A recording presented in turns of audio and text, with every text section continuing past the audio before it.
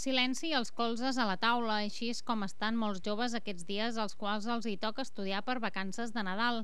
O bé tenen exàmens a la tornada de festes o bé tenen recuperacions.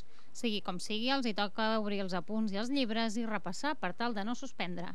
N'hi ha molts que trien fer-ho a la biblioteca, en un ambient tranquil i acompanyats o no d'amics o companys que també han d'estudiar, si passen els matins o les tardes. La Biblioteca Municipal de Cambrils acull durant aquests dies alguns nois i noies que prefereixen l'ambient entre prestatges i taules grans per concentrar-se i portar a terme el seu estudi.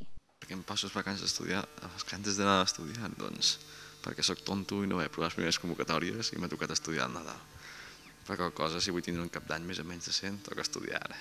Estic estudiant enginyeria elèctrica i estic treballant, pas que les coses com que no es poden compaginar bé, doncs porto un carretó aquí per estudiar. La Biblioteca Municipal de Cambrils obre matí i tarda de dilluns a divendres i dissabtes al matí. Tot i que durant les festes de Nadal fa excepcions i tancarà aquest divendres i dissabte i el proper dijous, dia de Reis.